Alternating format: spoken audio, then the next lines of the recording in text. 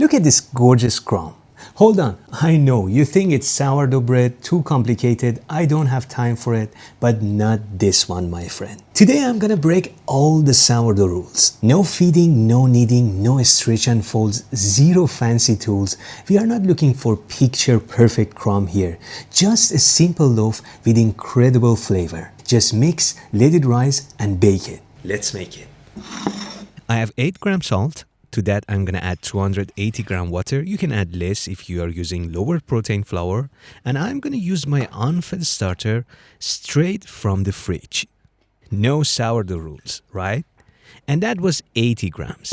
Last but not least, I have 400 grams bread strong flour. Mixy until you had a shaggy dough like this. Then I like to wet my hand one more time and mix this bad boy for 2 to 3 more minutes until there is no more dry spots. Beautiful. Let it rest for 30 minutes. Or you can dump everything into the mixer and mix it for 5 to 7 minutes. That's even better. 30 minutes later, I'm gonna wet my hand, and remember, no stretch and fold. We're not gonna do anything to this dough. Just grab it, lift it up, put it back. Do this for 2 to 3 times, then round it up gently inside the bowl while you are pushing the dough underneath. Like so, we create little tension, and that's all we're gonna do to this dough. Believe it or not.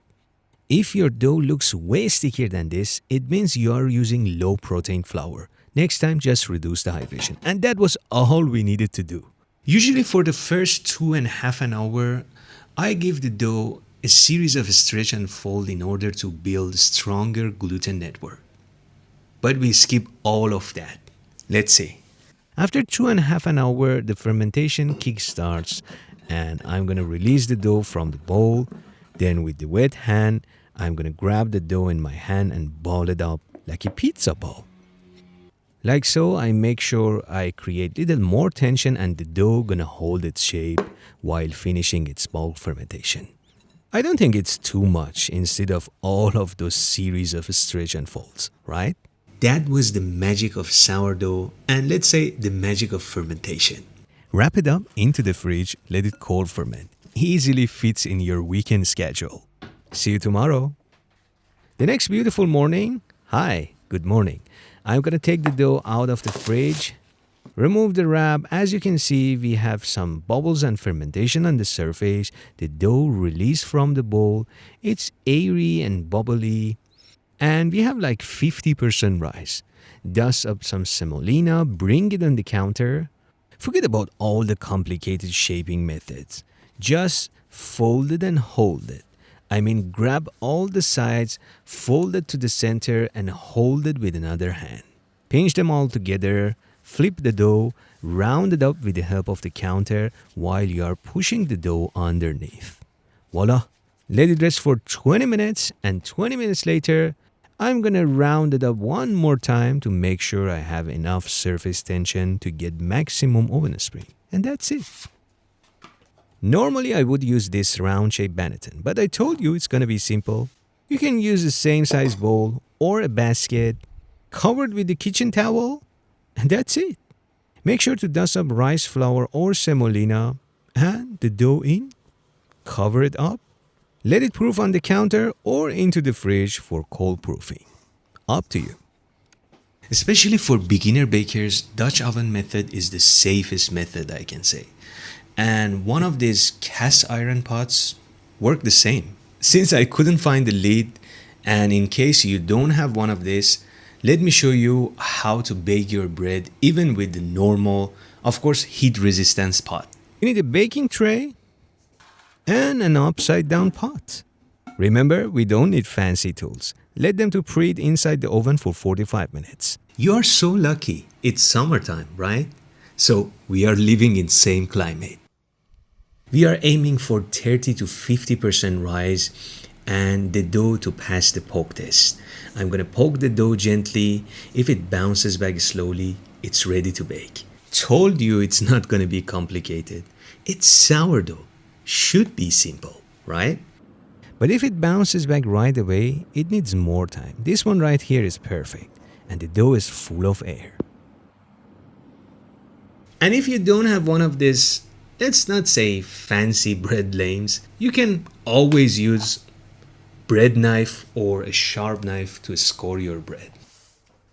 On a baking mat or baking paper to transfer it easier, or straight on your baking tray, think about a simple score that you can do it confidently. No need to be perfect, but deep enough to expand in the oven. Make sure to use baking gloves or a thick kitchen towel. Safety comes first. This thing gets so freaking hot. Spray little water, transfer the dough, lid on, into the preheated oven. Bake at 230 degrees Celsius for 20 minutes. Take the tray out, again careful, it's extremely hot. Pray for a good rise. Wow. Enjoy your success. Back into the oven. Reduce the temperature to 210 degrees Celsius and bake for another 28 minutes. I will put the recipe in Fahrenheit as well. Make sure to check the description. On a cooling rack and enjoy this beautiful loaf of sourdough bread we made with less than 5 minutes of work. How amazing, right?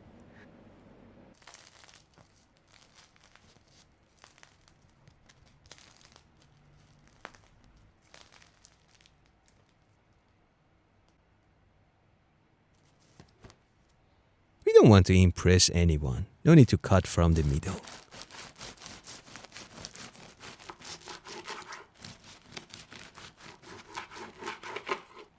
I know, sounds impossible, but you believe what you see, right? I love it. What in the world can beat fresh bread, right?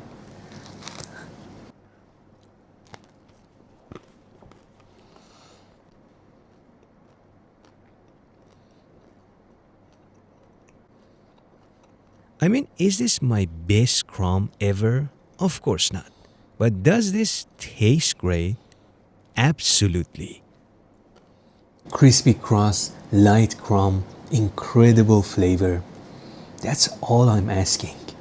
I guess this recipe easily fits in your schedule. Make it and let me know how it turns. Keep baking and take a good care of yourselves.